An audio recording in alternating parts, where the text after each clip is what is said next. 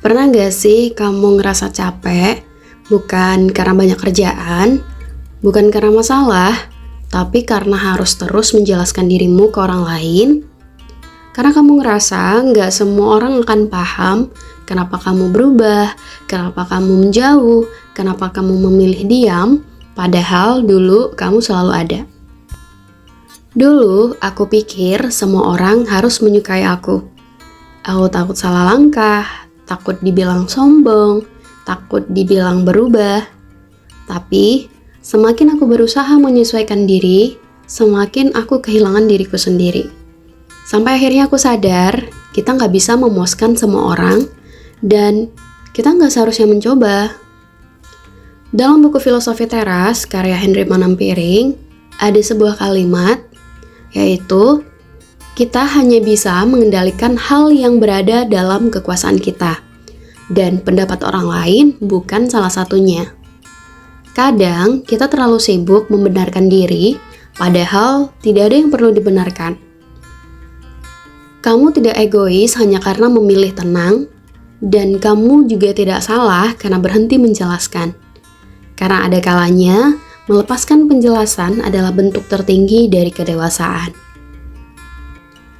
Dalam buku Sebuah Seni untuk Bersikap Bodo Amat, karya Mark Manson, ada sebuah kalimat, kunci kebahagiaan bukanlah memiliki lebih banyak hal yang kita pedulikan, melainkan memiliki hal-hal yang lebih sedikit untuk dipedulikan. Dan memang benar, kadang ketenangan bukan datang dari saat semua orang mengerti kamu, tapi saat kamu berhenti menuntut untuk dimengerti.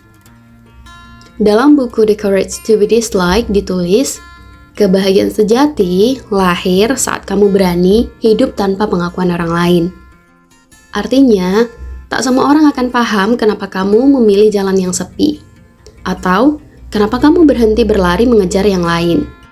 Tapi mereka tak perlu paham itu, karena hidup ini bukan soal menjadi dimengerti, tapi soal menjadi utuh. Jadi berhentilah memberikan segalanya untuk orang lain, sampai kamu lupa bagaimana menjaga dirimu sendiri. Kamu gak harus selalu ada untuk semua orang. Gak harus selalu mengerti, dan gak harus selalu kuat demi mereka. Dirimulah yang seharusnya menjadi rumah pertama yang harus kamu rawat. Sesekali menolak keinginan orang lain bukan tanda kamu egois, tapi tanda bahwa kamu sedang belajar mencintai dirimu sendiri dengan cara yang sehat. Membahagiakan orang lain memang sebuah kebaikan, tapi setiap kepuasan mereka bukan tanggung jawabmu sepenuhnya. Kamu boleh hadir untuk membantu, tapi kamu gak harus memikul seluruh beban di dunia ini di pundakmu. Gak apa-apa untuk mengatakan tidak pada hal yang kamu gak suka.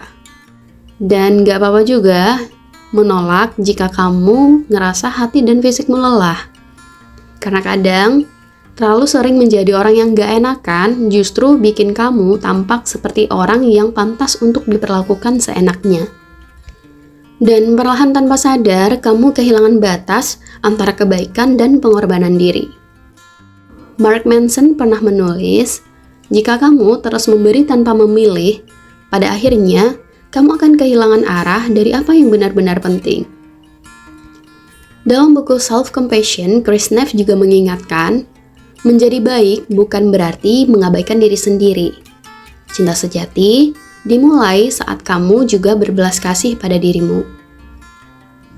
Jadi mulai sekarang, berhentilah merasa bersalah hanya karena kamu memilih dirimu terlebih dahulu. Karena menjaga dirimu bukan bentuk egoisme, tapi bentuk penghargaan pada hidup yang Tuhan titipkan padamu. Love yourself first, not because others don't matter, but because you can pour love from an empty heart. Fill yourself, then let it overflow. Cintai dirimu dulu supaya kamu bisa mencintai orang lain dengan benar. Karena cinta tanpa batas hanya bisa lahir dari hati yang sudah penuh dengan penerimaan. Jadi, kalau kamu hari ini merasa nggak dipahami, itu nggak apa-apa. Kamu nggak perlu menjelaskan semua hal pada orang lain. Beberapa orang memang hanya singgah untuk menilai, tapi Tuhan selalu tinggal untuk memahami. Percayalah, pada waktunya akan ada orang yang melihatmu dan mengerti tanpa kamu harus berkata apa-apa. Tapi sampai hari itu tiba, jadilah rumah untuk dirimu sendiri, karena kamu pantas dimengerti oleh dirimu sendiri terlebih dahulu.